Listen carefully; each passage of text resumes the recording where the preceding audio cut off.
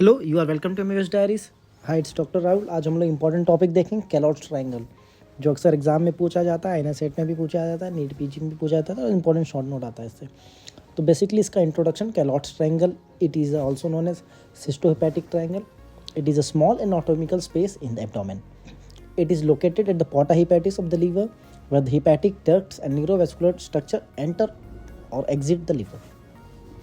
Talking about the boundaries, Calot triangle is oriented so that its apex is directed at the liver. The borders are as follows. Medially, we have this common hepatic duct. Inferiorly, we have cystic duct.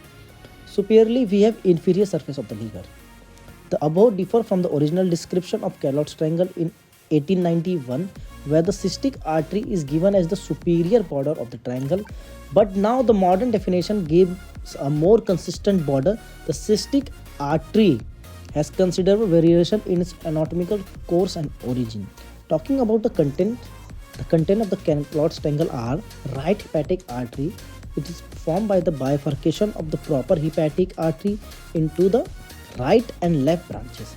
Cystic artery typically it arises from the right hepatic artery and transverses the triangle to supply the gallbladder. Lymph node of lung, the first lymph node of the gallbladder. Also, we have other lymphatics. Clinically, it is of great importance. Calot's triangle in laparoscopic cholecystectomy. In this procedure, the triangle is carefully dissected by the surgeon and its content and borders are identified. Calot's triangle allows the surgeon to take into account any anatomical variation and permit safe ligation and division of cystic duct and cystic artery.